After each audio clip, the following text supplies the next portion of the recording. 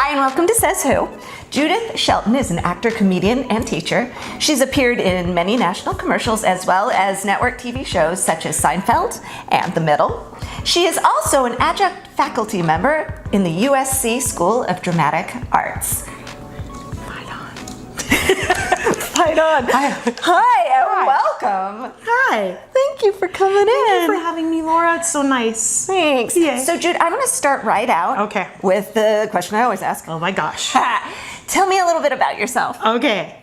Well, I'm an actor who has been in this business a long time. I got my SAG card, I believe, in '94. And no, later, because I got it when I did Seinfeld. So anyway, I've been in this business a long time. I've had ups and downs, and I'm still happy about it. Yes, and I figured out a way to exist in the business. I love that. I love the idea of being happy about it for the long haul. Yeah. And finding a way to sort of hook into that enjoyment. Yes. Also for the long haul. That's right, because if it's not fun, why do you do anything? So take me back. You say you've been in this business for a long time. Yeah. I believe you.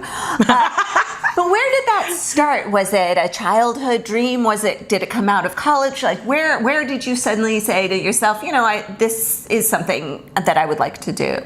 Well, I always was a ham bone. Always. I had, it was when I was a young kid, I had a learning disorder. But they didn't really know how to deal with it back then. So I hid so much with comedy and got a lot of laughs. I experienced some bullying as a little kid, so I would figure out a way to make them laugh, and then it stopped. It was great. Okay. So when I finally went to boarding school, I didn't tell you that. I'm going to tell you now, Laura. And I went to boarding school at 11. The nuns saw me being a ham and said, you need to be in drama and in the dance club. Well, for once, go nuns. Yes. Oh, yeah. I love my nuns. Because they were right. good to me. Yeah. So you came out of school. Yeah. Did you go to college for theater? Yes, I did. I went to Whittier College.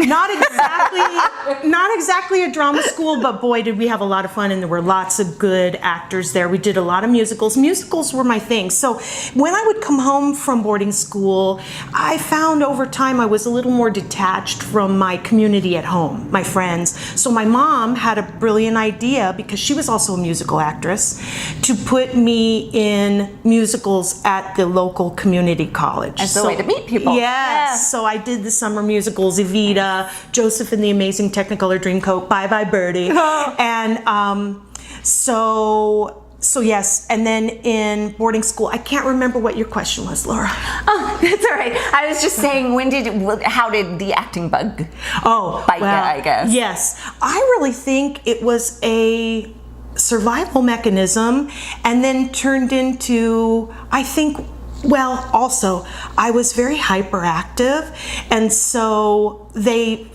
nuns were really like, you need something to get your energy out. So, and then it continued, and then I went to college, did a lot of musicals, also choreographed the musicals. Oh, wow. Yeah, so it was great, choreographed the spring shows, because I was a big dancer back then. I would say it started first with dance, and then it moved on. That makes sense. So, were you always LA based as your acting hub? No. I am from Vancouver, British Columbia, but my boarding school was in Colorado, so that's what I consider my home. Okay. Yeah, but then when I came out here to Whittier, it's in Whittier, California. And from Whittier, from graduating at Whittier, did you move right to Los Angeles? Yes, right away. I wanted to go to New York, but really I wanted to be on Broadway. Okay. Yeah. So it's weird. I kind of, looking back on my life, you just make choices, and I think honestly I wasn't sure I could cut it. So I just stayed in LA. It's one of the coasts, and but not a big theater town. Yeah, that is very true. There's not a big theater town. Yes. So at that point, I guess you kind of had to change your focus. Yes. And so you changed it to? I did a bunch of local theater, and then I went to acting school, a 2-year conservatory program, and while I was there, I met a comedian, and he got me involved in stand-up. Nice. So I started doing a lot of stand-up, and to make money, started doing non-union commercials, and then got Seinfeld, and that's how I got my SAG card. And then I ended up on a sitcom as a series regular on the Gregory Hines Show on CBS. And, you know, like I said, it's been ups and downs. Now, I know a lot of people struggle to get, or often struggle to get their SAG card. So tell me, Seinfeld, what was your character? What was that like? Well, oh my gosh, I have the best story. Oh, good. I have 2 really good stories from that. First of all, I was doing stand-up. Oh, we're having an earthquake. Yes, we are. Wow. Earthquake, guys. It's Welcome earthquake to LA. time. Woo! This is how we do it. We keep working. That's how we do it. This table is big. We can go under that if we need to. Yeah. So I was doing stand-up in a club, and I don't know if that was Seinfeld's way, but they saw me in the club and they asked me to come and audition, and it was to play Kramer's girlfriend during the Ass Man episode. So she has to have an ample booty. And so when I went to the audition, they had me turn around. So I did the audition backwards. Yeah. It's just really hard having this body. I can understand. It's just, I'm a piece of meat. Just Yeah. all the time. Yeah. Makes me think of the Friends episode where Joey has to do ass acting for Al Pacino. Yes. Yeah. So I did that, and it was so great because I was so nervous. I had really I'd been in acting class, but this was my first job, my first real job. I'd done some extra work trying to get those vouchers. Yep. But this was my first proper job, and I was so freaking nervous that I had sweat on my upper lip, and Julia Louis-Dreyfus was like, "You got a little." Yeah, so she hooked a girl up, which was great. And it was so fun because I was doing my scene, and when I didn't know, this was my first job, I had like 5 scenes, but you know, every time they do it, it gets smaller and smaller, and they take more. So now it's just one little scene of me waving basically and shaking my booty. And but what was so great is I was feeling very nervous, and Larry David was there, and he was just kind of doing his Larry David thing, so I was getting very nervous. And I look across, and somebody from my acting class is the security guard on that lot. So I ran over to him, and he gave me quick acting notes. Oh, I love he got me, his name was Manny. He got me through that. Oh, Manny. Yeah, thank you. Manny. I can't remember his last name. Sorry, Manny. It's been a long time. But he was there, and he's like, "You got this," and he totally helped me. You know, it's why I understand why actors almost a lot of times have coaches. Yeah. Because we need it. And even on set. Yes. So you had said that one of the things, having been in the industry for a while now, one of the things that you kind of learned how to be happy in it, enjoy it. Boy, that took so much time. That took so much time. I put all of my self-worth in whether people liked me, and especially people in the industry. That's sort of how we're trained, and as young actors, it's like, did they like me? Did I get the job? We equate those two things. And I really wanted to be liked. And so when I wouldn't get the job, I would crash. I would take to my bed, I would crash, I would reevaluate everything, which if you're lucky, you're auditioning all the time, so you're constantly, constantly.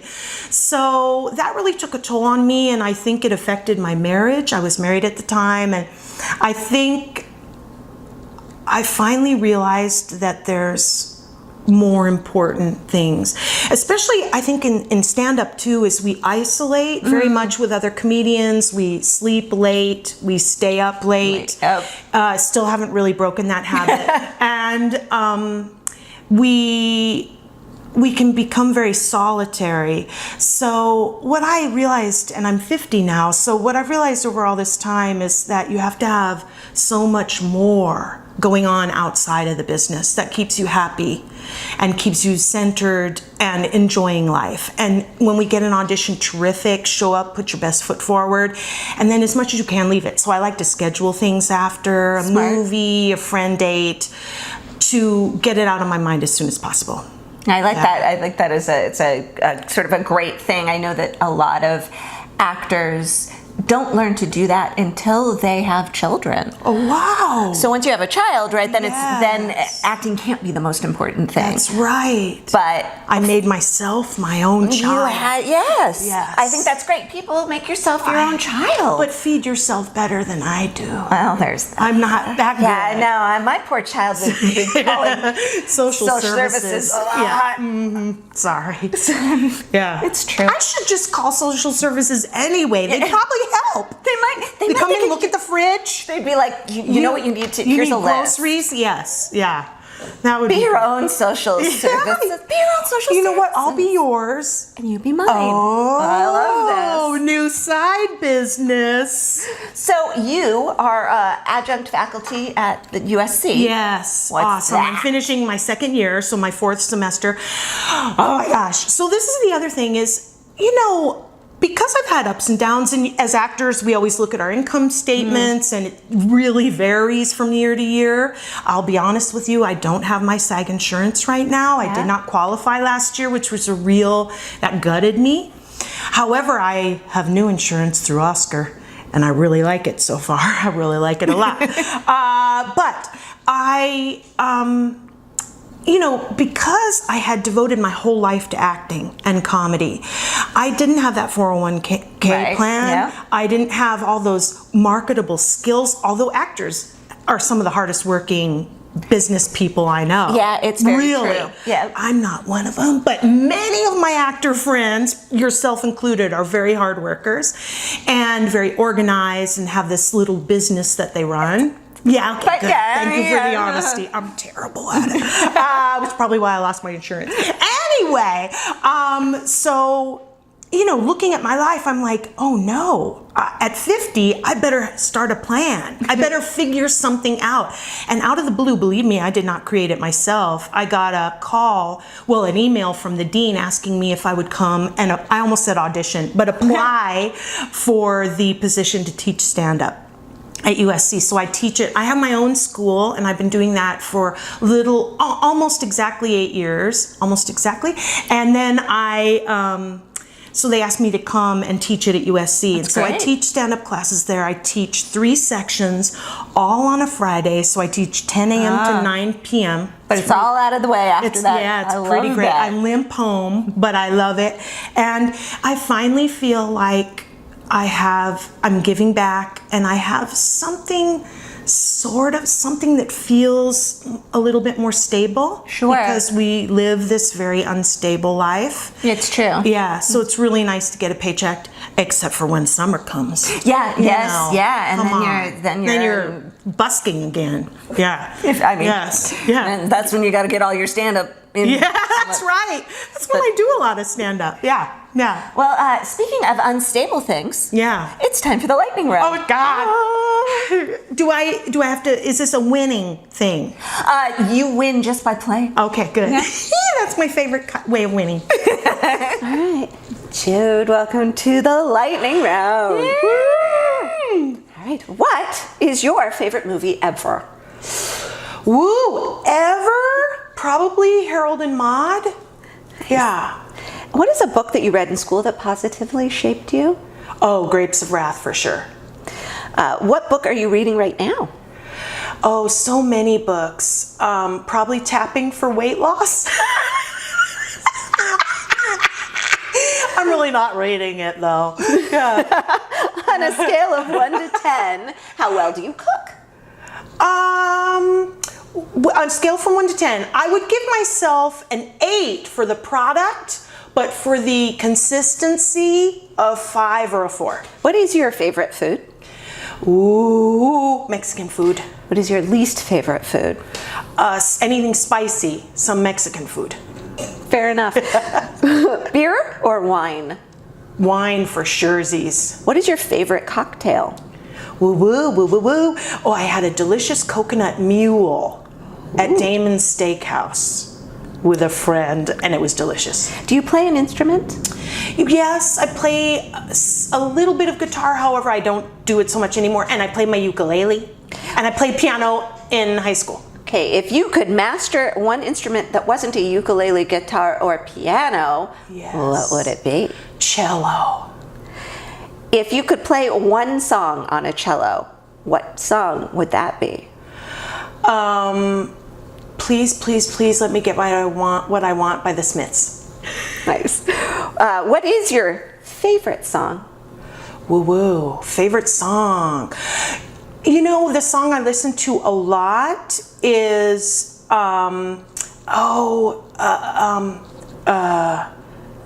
it's Peter Gabriel, Climbing Up Salisbury Hill. Yeah.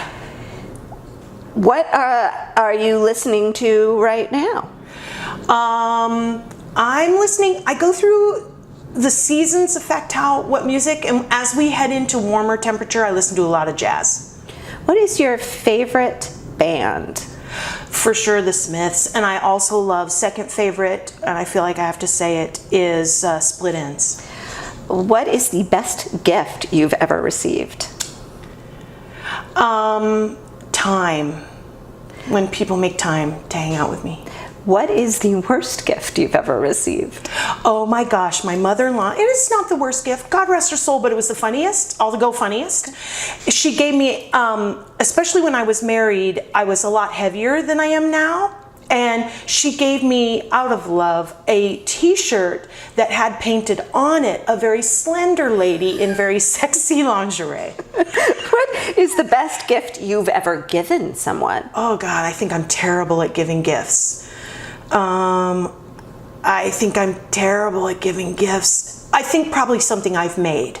I gave Amy Schlurb, a visitor, a friend of the show, I painted a bag of her logo for Schlurbits, and she uses it a lot, so I feel like that was a good gift. What is your favorite article of clothing? My favorite that I own? A yellow dress that I made from In the Folds. It's a trapeze dress, and it's gorgeous. What is the best way for you to de-stress? Oh God, when you say my favorite way to de-stress is eat tons of snacks. And that is not the best. I wish I was a bubble bath and wine lady, but no, I'm donuts and Netflix. What is the best part about living in Los Angeles? Oh, the creativity, for sure. But I think sometimes that's kind of the hard part. That might be the next question. But I would say tons of creative people and also so much acceptance. What is the worst part of living in Los Angeles? The heat and everybody's hustling, and I'm just not a hustler. Yeah. What would be a good place to take a road trip? Ooh, someplace where you drive through pretty mountains, so probably to Vail. Nice. What is your favorite thing about yourself? Oh my gosh, I'm very soft in the body, so I think I'm a good hugger. And I feel like I'm very empathetic. What is the least favorite thing about yourself? I am way, way, way too self-centered and sensitive. Do you speak a language other than English? Yes, Spanish. Sí, claro que sí. What three people, dead or alive, would you like to have dinner with? Oh my gosh. Oh, I love that I get to answer this question. Dead or alive? William Tecumseh Sherman, who during the Civil War, he was a general, and he had kind of the first documented mental health breakdown because war is hard. I would love to meet Oprah, let's be honest, but she's also a hustler, and I would shrivel in her gaze. And then I would love to meet just about any civil rights activist, because they're ballsy. What is the best piece of acting advice you've ever been given? Well, you know that goofy card? I think my drama teacher gave me a card that said, march to the beat of your own drummer. It sounds silly, but boy, do we need that in our auditions and in our work, to still remain ourselves and to allow our quirks. What is the worst piece of acting advice you've ever been given? My dental hygienist, when I think I told her something about my acting career that wasn't great, and she whispered in my ear, we can't all be ballerinas. What piece of acting advice would you give someone who's just starting out? Save your money. What is the last industry event you've been to? Woo, last industry event. Oh, I know that there was something. Well, I went to a charity fundraiser raising money, and it was with the cast from Bob's Burgers, which was great.